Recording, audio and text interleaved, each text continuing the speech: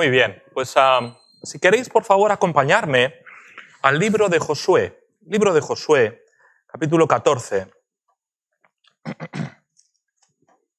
Libro de Josué, capítulo 14.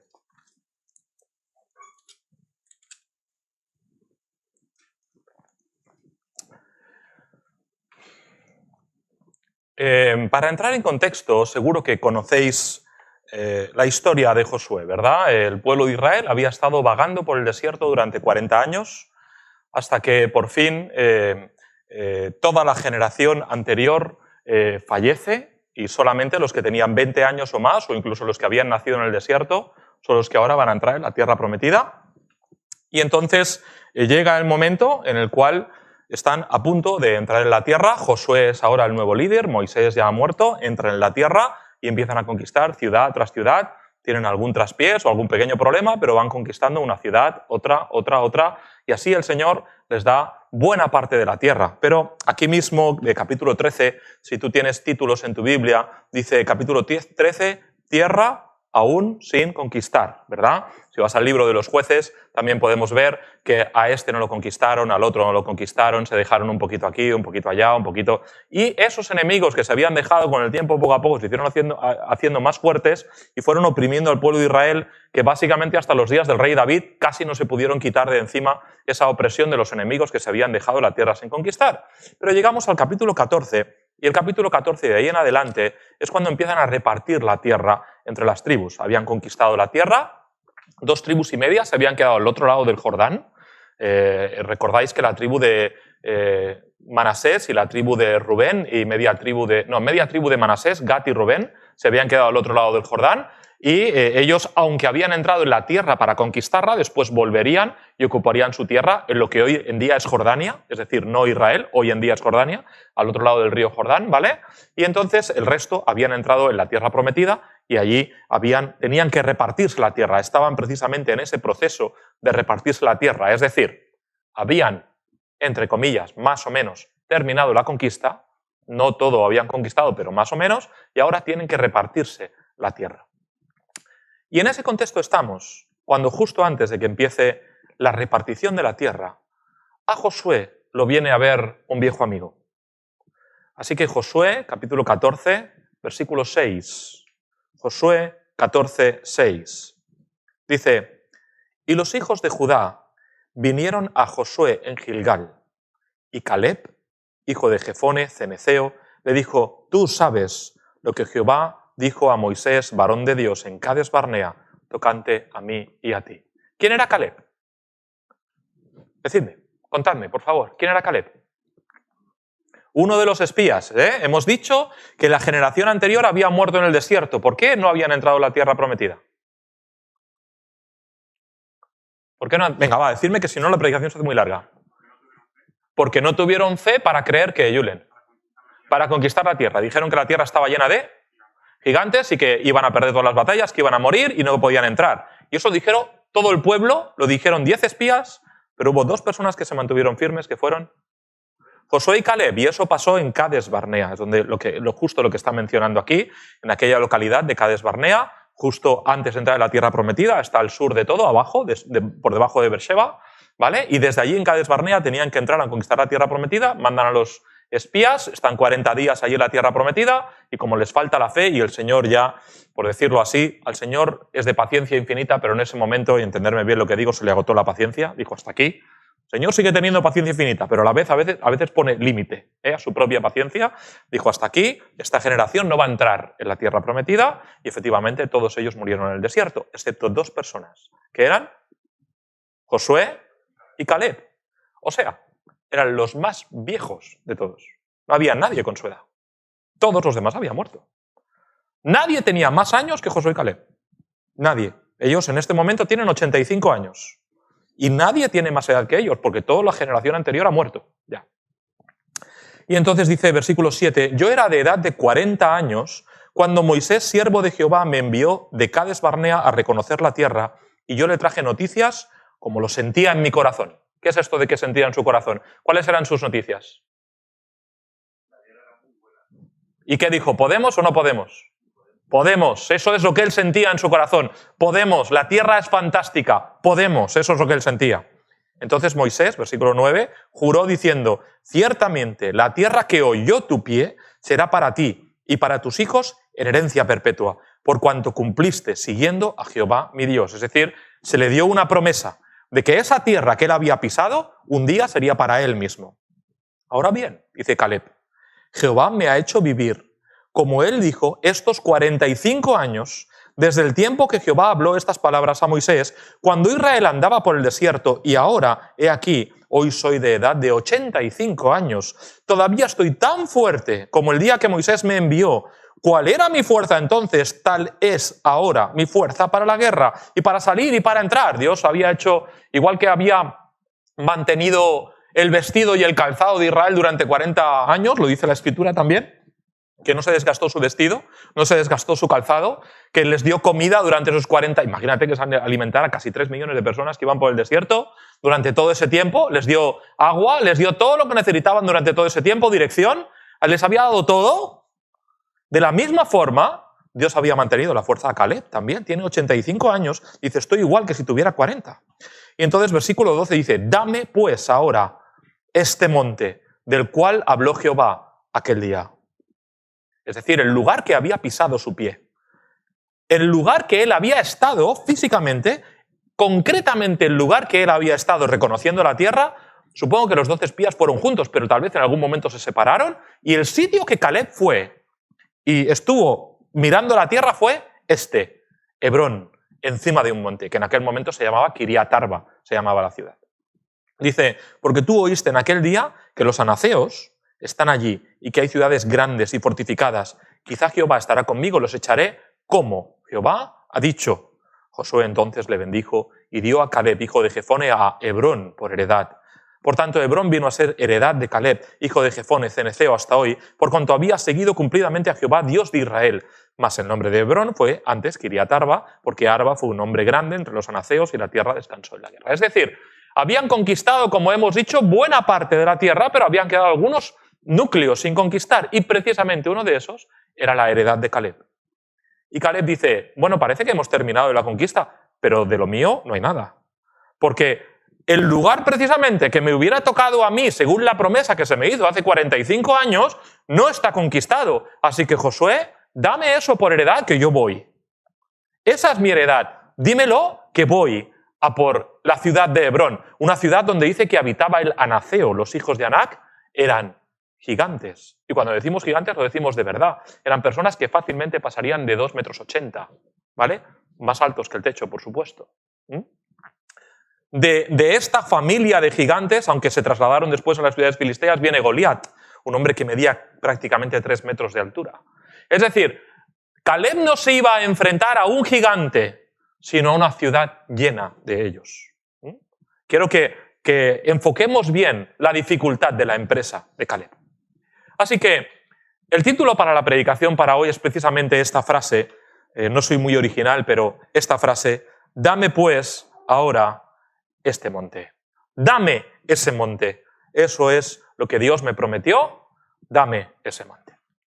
Quería que viéramos a Caleb en 3 épocas diferentes de su vida. Aquí él mismo se refiere a su pasado, se refiere a su presente y apunta hacia su futuro. Y es de esa forma que me gustaría que enfocáramos la predicación de esta mañana. Primero hablando del pasado de Caleb, después hablando de su presente y finalmente hablando de su futuro brevemente. Vamos a tener una palabra de oración. Señor, pedimos tu bendición de una forma especial ahora sobre la predicación. Gracias, Señor, por personas como Caleb. Gracias, Señor, por su ejemplo y por su testimonio que trasciende hasta nuestros días. Pedimos, Señor, que podamos aprender de tu palabra y que nos des el valor suficiente para ponerla por obra. Lo pedimos en el nombre de Cristo. Amén. Muy bien, pues entonces, habiendo hecho la introducción, déjame hablarte en primer lugar del pasado de Caleb. Lo primero que se nos menciona de él es que tuvo un espíritu diferente. Sin perder el pasaje ahí en Josué, ¿por qué no vienes a Números 14 conmigo un momento, por favor? Números 14, versículo 24. Desde el 20 vamos a leer. Números 14, 20. Números 14, 20. Sin perder el pasaje en Josué, o si no quieres venir no pasa nada, yo leeré Números 14. Pero Números 14, 20 dice así. Entonces Jehová dijo, yo lo he perdonado, es decir, al pueblo, yo lo he perdonado conforme a tu dicho. Mas tan ciertamente como que vivo yo y mi gloria llena toda la tierra, todos los que vieron mi gloria y mis señales que he hecho en Egipto y en el desierto y me han tentado ya 10 veces y no han oído mi voz, no verán la tierra de la cual juré a sus padres. No, ninguno de los que me han irritado la verá. Este es el castigo de Dios por no haber tenido la fe de entrar a conquistar la tierra prometida sobre el pueblo. Dice que todos ellos van a morir en el desierto. Y versículo 24 dice, pero a mi siervo Caleb, por cuanto hubo en él otro espíritu y decidió ir en pos de mí, yo le meteré en la tierra donde entró y su descendencia la tendrá en posesión. La primera cosa que quisiera destacar de Caleb es que él tenía un espíritu diferente. Cuando todos decían no, él decía sí, ¿verdad? Cuando todos decían no se puede, él decía sí se puede, con la ayuda de Dios sí se puede. Cuando todos tenían miedo, él no tenía miedo. Él, me lo puedo imaginar, aquellos 45 años caminando en medio del pueblo de Israel, era el testimonio viviente de un error. Cada vez que alguien se cruzaba con Caleb, seguro que venía a su mente, estamos en el desierto y podríamos estar en la tierra prometida. Este hombre nos lo dijo. Él era diferente. Cada vez que alguien se cruzaría con él, pensaría, nos equivocamos. Cada vez que alguien se cruzaría con él, pensaría, qué necios hemos sido, qué poca fe tuvimos. Hemos tenido al Señor con nosotros todos los días. Le hemos visto los milagros en Egipto, hemos visto sus milagros en el desierto. Y Caleb le recordaba eso. No entramos en la tierra porque no tuvimos fe. Pero Caleb era diferente. Él se mantuvo firme. Tenía el pueblo entero en contra. 3 millones de personas diciendo y llorando y quejándose, no podremos hacerlo. Y él decía, sí podremos. Él tuvo un espíritu diferente. En primer lugar, me gustaría que consideráramos si nosotros tenemos un espíritu diferente delante del mundo. De nuevo, otro versículo, 1 de Pedro 4:4. No vengas si no quieres, déjame leértelo, o si quieres acompañarme, puedes hacerlo. Pero 1 de Pedro 4:4. El apóstol Pedro está escribiendo a los creyentes. Y dice el versículo 3, 1 de Pedro 4:3, baste ya, les dice, el tiempo pasado para haber hecho lo que agrada a los gentiles. O sea, ya vale de vivir como el mundo, les está diciendo. Hecho lo que agrada a los gentiles, andando en lascivias, concupiscencias, embriagueces, orgías, disipación y abominables idolatrías.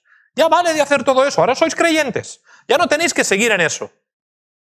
Dice, a estos, al mundo, les parece cosa extraña que vosotros no corráis con ellos en el mismo desenfreno de disolución y os ultrajan.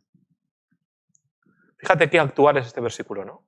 O sea, Pedro les está diciendo, como vosotros ya no seguís haciendo lo mismo que hacíais antes, como no estáis viviendo como ellos viven, como no pensáis como ellos piensan, como no cometéis los pecados que ellos cometen, como no andáis en adulterios, en fornicaciones, no os emborracháis, no hacéis todo lo que ellos hacen, no cometéis los pecados que ellos cometen, ellos os miran y os dicen, qué raro eres, ¿no? Dice, ¿les parece cosa extraña que no corráis con ellos en ese desenfreno de disolución? Dice Pedro. ¿Les parece raro que vosotros, viviendo en el mundo y siendo personas saludables, y que no hagáis lo mismo que hacen ellos? Y os miran y os dicen, qué raro eres tú, eres diferente, ¿no? La pregunta para mí es, ¿te pasa eso? Igual que Caleb, ¿tienes tú un espíritu diferente con el mundo? ¿O cuando los demás están al lado de ti, no sienten que tú eres diferente? ¿Sienten los demás que tú eres diferente porque eres diferente? Nosotros no debemos vestir como el mundo, escuchar la música que el mundo escucha, vivir como ellos viven, caer en el pecado que ellos caen. Tenemos un enfoque diferente de la vida, el Señor nos ha salvado, debemos vivir para su gloria. ¿El mundo percibe eso cuando tú estás alrededor de ellos? ¿Eres tú diferente? ¿Tienes tú un espíritu diferente? Recuerdo cuando era chaval, ¿verdad? Ya hace unos cuantos años, que tú veías una persona extranjera, especialmente si era africano o si era oriental, y era algo espectacular. No es como ahora, que es lo más habitual del mundo, ¿verdad? Yo recuerdo en el cole que tenía un amigo chileno que venía a mi clase, que había venido huyendo de Pinochet. Sus padres habían tenido que salir corriendo con todo el tema de Pinochet allí en los años 70, y vino huyendo, y uno estaba en mi clase, se llama David. Creo que puedo decir el nombre entero porque como estoy en internet no lo voy a decir. Y estaba en mi clase un chico chileno, teníamos un chico chileno, madre mía. Teníamos un chico en el barrio que era negro, madre mía, un chico negro, era algo rarísimo, ¿verdad? Y cuando yo era chaval iba a un gimnasio de taekwondo, Dani y yo también, ¿vale? ¿Qué era entrar allí con unos coreanos? Era una cosa que no habíamos visto en la vida. Yo solamente había visto gente con los ojos rasgados en las pelis de Bruce Lee. Por la calle nunca veías a nadie, no veías un chino, un japonés, un coreano, nunca.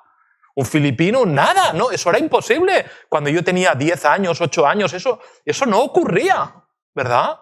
Y de repente, bueno, y si ya venían vestidos con su traje, ¿no? O sea, si llevaban sus ropas, recuerdo una vez, siendo chico, más de una vez fui, pero la primera vez que entré en casa de mi maestro de taekwondo coreano, parquet en el suelo, nadie tenía parquet en aquel entonces en el suelo, porque además era un parquet alzado, era como una tarima, como esto que tenemos aquí, ¿verdad? Y te tenías que descalzar, no podías... Era algo diferente. Ellos tenían sus costumbres, su forma de vestir, su comida. Una vez, después de una competición, nos llevaron a comer a un restaurante coreano. ¿Qué cosas más raras comían estos coreanos? Piensa que no había ni un restaurante chino en aquel momento. Pues había un restaurante coreano en Sabadell, que me parece que todavía está. Y comían unas cosas, comían algas, unas cosas raras. Eran diferentes, muy diferentes. Y se notaba, vaya si se notaba, que eran diferentes. Ese deberíamos ser tú y yo. Diferentes. Raros a este mundo. Hermano, ¿eres raro a este mundo? ¿Tienes tú, igual que Caleb, un espíritu diferente? ¿O buscamos más la asimilación? Buscamos más ser casi como ellos. No somos ellos, pero somos casi, ¿no? O somos fácilmente distinguibles por nuestra forma de hablar, por nuestra forma de pensar, por nuestra forma de vestir, por cada cosa que haces, que dices. Somos diferentes. No solamente diferentes delante del mundo, sino Caleb incluso fue diferente delante de sus propios hermanos. Fue delante del pueblo de Israel, volviendo a nuestro pasaje en Josué capítulo 14. Espero que no lo hayas perdido, pero Josué capítulo 14, versículo 8 dice: y mis hermanos, los que habían subido conmigo, hicieron desfallecer el corazón del pueblo, pero yo cumplí siguiendo a Jehová, a mi Dios. No solamente él se mantuvo firme y tuvo un espíritu diferente en cuanto a los incrédulos, sino que también tenía un espíritu diferente en cuanto a sus propios hermanos. Algunos se desanimaron, bueno, todos se desanimaron, nadie quería ir y él decía, sí, vamos a ir. A veces es difícil mantenerte firme incluso delante de tus hermanos, pero podría llegar la ocasión en que los hermanos se desaniman, en que la iglesia, el mundo entra en la iglesia, en que empezamos a usar métodos, tácticas y cosas que no convienen. Me pregunto si también tú y yo nos mantendríamos firmes. Si nos mantendríamos firmes en seguir adorando al Señor como lo hemos hecho siempre, y nos mantendríamos firmes en seguir al Señor como conviene, o si nos dejaríamos arrastrar por la corriente del mundo que pudiera invadir la iglesia o a mis hermanos. ¿Tendría yo también un espíritu diferente? ¿Sería yo un Caleb de la vida? Qué bueno sería, ¿no? Que tuviéramos en medio de nosotros hermanos que fuesen como Caleb, que tuviesen un espíritu diferente en positivo, claro, no un espíritu diferente en negativo, pero un espíritu diferente, un espíritu que hiciese la diferencia, que sus acciones tuviesen repercusiones, yo diría, casi eternas, porque las acciones de Caleb tienen repercusiones hasta hoy en día, ¿no? Qué bueno sería no solamente tener un espíritu diferente en el mundo, sino incluso estar dispuesto a tener un espíritu diferente en medio de la congregación, en medio de los hermanos. No dejarnos influir por el mundo. En segundo lugar, y acuérdate que estoy hablando de su pasado, no solamente él tiene un espíritu diferente, tiene también un corazón obediente. Es curioso como lo dice, mira el versículo 7. Yo era de edad de 40 años cuando Moisés, siervo de Jehová, me envió de Cades Barnea a reconocer la tierra y yo le traje noticias como lo sentía en mi corazón. Muchas veces la obediencia y los sentimientos van por caminos diferentes. Pero en el caso de Caleb, ambas cosas iban juntas. Él dice, como lo sentía en mi corazón. Dios les había dado un mandato y él habla al pueblo a la vez como él lo siente. Decimos nosotros muchas veces que debemos vivir la vida por obediencia y no por sentimientos, y es correcto, pero a la vez no queremos darle una patada a los sentimientos y echarlos fuera. Dios nos ha dado sentimientos y lo ideal es que nosotros, nuestros sentimientos y nuestra obediencia caminen juntos. Te levantas por la mañana y a lo mejor no tienes el sentimiento de ir a trabajar, ¿verdad? Mañana dices, uff, no me apetece. No me apetece la paliza que me voy a dar, no me apetece aguantar a este, aguantar al otro, aguantar a mi jefe, hacer un viaje, pasar calor. No me apetece. No me apetece. Tus sentimientos dicen no, pero tu necesidad o tu obediencia dice sí, ¿verdad? En la vida cristiana debería ser igual, porque hay momentos en que no apetece ser un Caleb. No apetece ser diferente. No apetece marcar la diferencia. Pero deberíamos actuar igual en la vida cristiana. Y deberíamos decir, aunque no lo siento, obedezco. Pero lo ideal es hacer como Caleb. Y dice, obedecí, aunque no lo dice en esas palabras, pero hice lo que tenía que hacer, como lo sentí en mi corazón. ¿Acompañan tus sentimientos a tu obediencia cuando hablamos de las cosas del Señor? Eso es lo ideal, ¿verdad? ¿Quieres tú, lo hablábamos antes, que tus hijos te obedezcan porque tú lo mandas? ¿O quieres que te obedezcan porque ellos lo sienten también? ¿Verdad? Cuando no sienten tus hijos que te tienen que obedecer igual, ¿verdad? Haz tu cama. No, es que hoy no lo siento. Bueno, pues me da igual que lo sientas o no, haz tu cama, ¿verdad? No hay opción, hazlo, ya está. Estaría mejor que lo sintieras, estaría mejor que tuvieras ganas de obedecer, estaría mejor que realmente... Veo todos los padres girándose ahora a los hijos, ¿vale? Pero estaría mejor que tus sentimientos fueran detrás de tu obediencia y que no solamente hubiera obediencia sin más.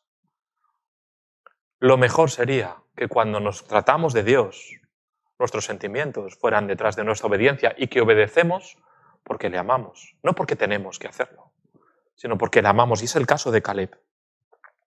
Él dice que hizo lo que hizo, que dijo sí, vamos, no solo porque Dios lo había dicho, sino porque también él lo sentía de esa manera. Un corazón obediente, y vemos las consecuencias de la obediencia, porque una sola acción tuvo repercusiones por años. Que él se mantuviera firme hizo, en primer lugar, que él viviera. ¿Sí o no? El hecho que él dijera, yo quiero entrar en la tierra, y que se mantuviera firme por todos los demás, le dio vida. Todos los demás murieron. Pero él siguió vivo. El hecho de que él se mantuviera firme en su obediencia hizo que finalmente pudieran tomar la ciudad de Hebrón. José, ¿puedes cerrar la puerta que se ha abierto? Gracias. El hecho de que se mantuviera firme, ¿verdad?, hizo que las consecuencias fueran diferentes para el resto. Una acción que él hizo, una sola, una única acción, fue suficiente para que tuviera repercusiones por años. Fíjate la trascendencia de una acción de obediencia. Intenta ponerte en la situación. Intenta pensar, ¿qué pasa si yo obedezco o si yo no obedezco? Fíjate la trascendencia que puede tener. Cuando yo decido obedecer al Señor, mira la trascendencia que puede tener. Mira la trascendencia que puede tener en tu hogar. Mira la trascendencia que puede tener en tus vecinos, en tu trabajo, con tus compañeros de clase. ¿Qué trascendencia puede tener en tu iglesia? Una sola acción de obediencia. Mira si no puede tener repercusiones futuras. Caleb decidió hacer la voluntad del Señor y tuvo muchas repercusiones para sí mismo y para todos los demás. Hablando de su pasado, hablemos entonces ahora de su presente. Estamos en el momento de tomar la tierra. Es un desafío tremendamente difícil. Hay gigantes, es una ciudad llena de gigantes. Es el momento adecuado. El momento ha llegado y precisamente, mira, nos hemos dejado algunas ciudades por conquistar y una es la que le tocaba a Caleb. ¡Qué casualidad! Y ahí tiene un gran desafío delante. Tiene ya 85 años. Él era un héroe en Israel. No había nadie más que pudiera tomar la ciudad. No había nadie más que pudiera hacer el trabajo por él. No había otros hombres más jóvenes que pudieran ir y pelear contra estos anaceos. No. El desafío es suyo. Él lo va a tomar. Él lo va a hacer. ¿Y por qué lo hace? Bien, en primer lugar, como hemos leído, porque tenía promesa. Se le había prometido a él que esa parte del territorio sería para él. Hemos leído antes un versículo en Números, leamos ahora este en Deuteronomio 1:36. De nuevo, lo puedo leer yo solo, no hace falta que vengáis conmigo si no queréis. Pero Deuteronomio 1:36 dice, otra vez desde el 35, no verá hombre alguno de estos de esta mala generación la buena tierra que juré que había de dar a vuestros padres, dice, excepto Caleb, hijo de Jefone, él la verá, y a él le daré la tierra que pisó y a sus hijos, porque ha seguido fielmente a Jehová. Así es que, en primer lugar, él tiene una promesa, está en disposición, por causa de su fidelidad, de poder reclamar delante de Dios su promesa. Y puede decirle a Dios con todo el respeto, Señor, yo te he sido fiel, tú me has prometido esto, te ruego que me des lo que me prometiste. Porque he andado fielmente en tus caminos todos estos años. Me hiciste una promesa, vengo a pedir tu promesa. ¿Por qué él estaba seguro que podía ir contra aquella ciudad de anaceos y derrotarles? Porque tenía una promesa. No era porque confiara en sus fuerzas, no era por los que iban con él, no era porque había encontrado un punto débil en la ciudad o algo, no. Era porque tenía una promesa y como tenía una promesa, podía reclamar de Dios la promesa. Podía decir, Señor, tú me lo prometiste, ha llegado el momento, dámelo. Las promesas en la Escritura muchas veces son condicionales y esta también lo es.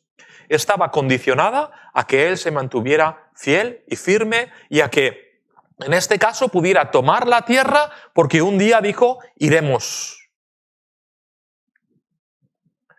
Y se mantuvo firme. Él cumplió su parte. Hemos leído capítulo 28 de Deuteronomio y todos son promesas condicionales. Todo es, si hacéis lo que yo os digo, los primeros 14 versículos, bendición. Si no hacéis lo que yo os digo, el resto del capítulo, maldición. Resumiéndolo, el Señor le dirá a Josué al principio del libro, mira que te mando, que te esfuerces y seas valiente. Dice, nunca se apartará de tu boca este libro de la ley. Y si andas en él, dice, todo te saldrá bien. Tomando el ejemplo de Caleb, él tenía una promesa y el Señor la cumplió. Tú y yo también tenemos promesa, condicional.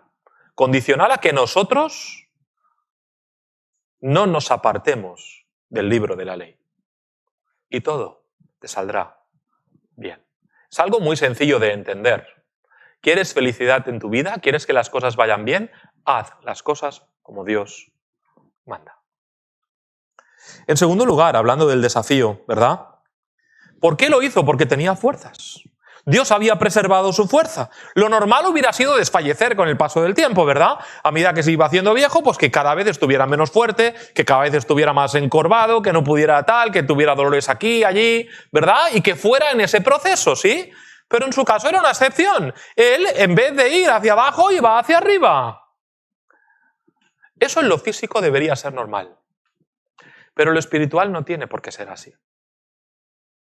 Tú y yo podemos llegar a la edad de 80, 90 o la edad que el Señor nos dé cuando muramos y ser creyentes mucho más fuertes que hoy en día. En lo físico es normal que nuestro cuerpo vaya envejeciendo y decaiga y tengamos enfermedades y dolores y esto y lo otro, pero lo espiritual no debería ser así. Me gustaría que considerases si en tu etapa como creyente vas en aumento, porque no tienes por qué decaer. Algunos de nosotros tal vez en algún momento tomamos fuerza como creyentes y fuimos fortalecidos y fuimos a más y de repente hemos empezado en una curva descendente, nos hemos acomodado a venir a la iglesia de vez en cuando, a leer nuestra Biblia, a hacer algunos mínimos en nuestra vida y nuestra vida espiritual ya no va hacia arriba. En lo físico, como digo, es normal. En lo espiritual no tiene por qué serlo. Tú puedes ser un Caleb espiritual. Tú puedes avanzar en tu vida espiritual hasta el día que te mueras. El día que tú te mueras puede ser el día que espiritualmente sea más fuerte en tu vida. De hecho, es lo que dice Proverbios, ¿no? Que la senda del justo es como la luz de la aurora, que va en aumento hasta que el día es perfecto. Así podemos ser nosotros espiritualmente. Podemos ser cada uno de nosotros como Caleb. Podemos tener fuerzas espirituales cada día más hasta el final de nuestra vida. Tomó la ciudad porque tenía promesa, porque tenía fuerzas, porque Dios tenía razón. Era la forma de decirle a todos los demás, ¿ves cómo sí se puede? ¿Ves cómo Dios sí nos la iba a dar? Fíjate, con 40 años yo estaba dispuesto a conquistarla y con 85 años la he conquistado. Se podía antes, sí se puede ahora. ¿Lo ves cómo sí se puede? ¿Lo ves cómo Dios tenía razón? Era una forma de demostrar que Dios no se había equivocado. Era una forma de refrendar con su propio testimonio, de hablarle a los demás de que Dios no se equivoca. Tu vida y la mía también puede ser un testimonio a los demás de que Dios no se equivoca. Cuando alguien está desanimado, tu vida puede ser un testimonio de decir, Dios no se equivoca. Dios lo ha hecho conmigo, lo puede hacer contigo. Cuando alguien tiene desaliento, está pasando por una prueba, por una tribulación o un problema, no sabe cómo salir del pecado, tu vida puede ser como la de Caleb. Y le puedes recordar a los demás, sí se puede pasar, sí se puede conquistar. Tú puedes ser un recuerdo de que Dios cumple sus promesas, como Caleb lo era para todos sus conciudadanos. Cuando él tomó la ciudad, él era un recuerdo viviente a todos ellos de que Dios cumple sus promesas, de que Dios tiene razón. Y finalmente, no solamente por cada una de esas cosas, sino también, porque era su herencia. Le hemos leído en el versículo de Deuteronomio que esa ciudad no era solo para él. ¿Para quién era? Para él y para sus hijos. Cuando él estaba conquistando la ciudad no era algo que él estaba buscando, si de alguna forma él, ¿qué más le daba? Ya tenía 85 años. No le quedaba tanto tiempo de vida, le daba lo mismo vivir ahí que casi pillar la tienda en la que había estado 40 años en el desierto y seguir viviendo en una tienda. Para el tiempo que le quedaba le podía dar un poco igual. Pero él quería conquistar la tierra porque era para sus hijos. Y nosotros hacemos eso, ¿no? O sea, nosotros aguantamos carros y carretas por dejar una herencia, ¿no? Tú vas, haces el trabajo que haces, aguantas lo que haces, te esfuerzas lo que te esfuerzas, trabajas no sé cuántas horas al día, haces lo que haga falta por dejar una buena herencia a tus hijos, ¿no? En lo académico igual, ¿no? Quieren estudiar esto, gastas tu dinero, te movilizas, haces lo que haga falta, les ayudas a estudiar. ¿Por qué? Porque quieres dejar una buena herencia para ellos, ¿verdad? No es tanto por ti, es por lo que viene detrás, ¿no? En lo espiritual también debería ser. Debemos nosotros conquistar ese monte. No por ti tanto, sino por lo que viene detrás. Porque hay una herencia que dejar a tus hijos. Porque hay gente que viene por detrás que se va a aprovechar de que tú conquistes ese monte tan difícil de conquistar. Que conquistes esa ciudad. Que venzas ese pecado. No solo por ti, sino también por los que vienen detrás. Es por ellos que merece la pena mantenerse fieles. Y terminamos con el futuro.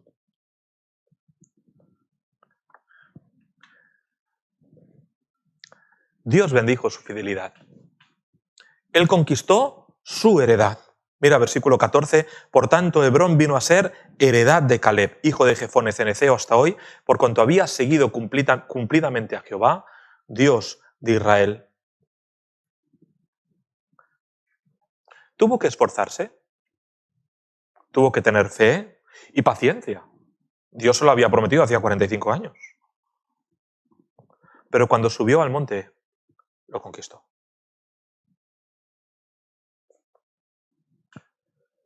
¿Qué hay que es para ti ese monte lleno de gigantes? ¿Tú sabes lo que hay en tu vida? Yo sé cuáles son mis gigantes. Y sé los que me cuesta vencer muchísimo. ¿Qué gigantes hay en tu vida? ¿Qué cosas hay que aún no has vencido? O que vences un día y 3 te tumban. Caleb tiene que ser un recordatorio para ti y para mí, hermano, de que se puede vencer esa ciudad, de que se puede tomar ese monte. A lo mejor llevas años orando por algo. A lo mejor llevas años para vencer un pecado. A lo mejor llevas años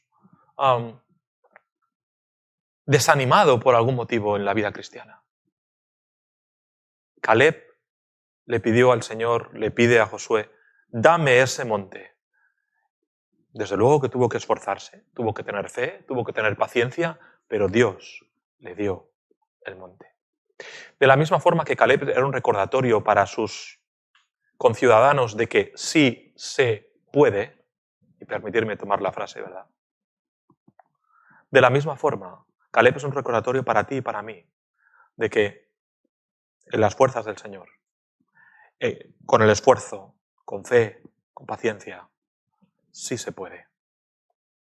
Reflexiona un momento sobre lo que te digo y piensa en tus gigantes, en aquellas cosas que te está costando vencer en la vida cristiana, que no tienes victoria, en el desánimo, tal vez una prueba que estás pasando. Caleb dice, dame ese monte, y Dios le dio el monte. Tú puedes orar como Caleb, Señor, dame este monte. En tus fuerzas, no en la mía. Es tu promesa. Te pido, Señor, que me ayudes con este monte. Y finalmente, cuando él tomó la heredad, ¿qué hace él con la heredad? Bueno, esto es lo que acabo de mencionar.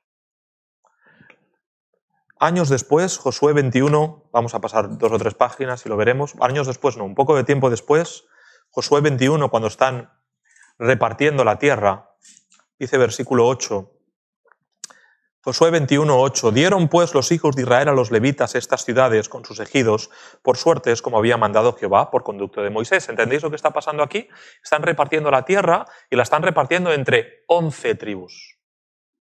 Hay una tribu que no tiene heredad, que es la tribu de Leví. Leví no tiene heredad, son sacerdotes, por lo tanto son levitas, no todos son sacerdotes, pero son levitas, y por lo tanto su heredad es Dios mismo, pero dentro de cada tribu hay un pequeño territorio que les tienen que dar para que puedan vivir, para que puedan tener allí un pequeño huerto con 4 animales y para que puedan, no tienen grandes heredades, pero sí tienen pequeñas propiedades dentro de cada tribu. También es una forma estratégica de tener a todos los levitas repartidos por todo el territorio, ¿de acuerdo? Y entonces dice que en la tribu de Judá les dieron un territorio, dice el versículo 8, como hemos leído. Y entonces dice versículo 9, de la tribu de los hijos de Judá y de la tribu de los hijos de Simeón dieron estas ciudades que fueron nombradas. Vamos a ver las ciudades que les dieron Judá y Simeón a los levitas, las cuales obtuvieron los hijos de Aarón de las familias de Coat, de los hijos de Leví, porque para ellos fue la suerte en primer lugar. Les dieron Kiriat Arba, del padre de Anac, la cual es Hebrón, en el monte de Judá, con sus ejidos en sus contornos. Y dice versículo 12, mas el campo de la ciudad y sus aldeas dieron a Caleb, hijo de Jefone, por posesión suya, y a los hijos del sacerdote Aarón, etc. Pero, ¿qué se quedan los levitas? Precisamente la ciudad que acaba de conquistar. Así que al final él conquista algo, y cuando lo ha conquistado, al final se queda viviendo en las aldeas de afuera, y sus hijos ni siquiera están en la ciudad, y él dice, Señor, esto que tú me has dado es tuyo. Esto que yo te he pedido que me des por tanto tiempo, al final te lo devuelvo a ti, para que tú le des a esto el uso que tú quieras. No solamente se convirtió en ciudad de levitas, también en ciudad de refugio. De esas ciudades de levitas había algunas pocas, no recuerdo ahora cuántas, que debían ser ciudades de refugio, de forma que cuando alguien involuntariamente mataba a otra persona podía huir a esa ciudad de refugio y ahí no le podían hacer nada y debía quedarse ahí en esa ciudad hasta que moría el sumo sacerdote, ¿vale? Entonces podía ir a la ciudad de refugio y el homicida era libre de culpa si se quedaba ahí en la ciudad de refugio. Y Hebrón es una ciudad de refugio. Aquel hombre se esforzó, tuvo paciencia, tuvo fe y confió en el Señor y le dijo, Señor, dame este monte. Y cuando el Señor le dio el monte, aquella ciudad se convirtió en una bendición para todo el pueblo y se convirtió en un refugio para todo el que lo necesitaba. Te vuelvo a preguntar y termino con esto. ¿Qué es tu monte? ¿Qué es tu ciudad de gigantes? ¿Se puede convertir tu ciudad de gigantes? ¿Si se puede convertir tu dificultad? ¿Se puede convertir tu problema, tu depresión, tu prueba? ¿Se puede convertir en una bendición para ti y para todos los demás, como en el caso de Caleb? De verdad, hermano, reflexiona sobre esto. ¿Qué monte hay en tu vida que con la ayuda del Señor, y solo con su ayuda, porque solamente es en Cristo que somos más que vencedores, podemos nosotros tomar y vencer? Y eso puede ser un testimonio, un ánimo, una ciudad de refugio a todos los demás. Y de la misma forma que Dios te dé a ti la victoria en tomar tu monte y tu ciudad de gigantes, Dios pueda animar a otros a hacer lo mismo. ¿Tendríamos hoy alguno aquí que quisiera ser como Caleb y tener un espíritu diferente?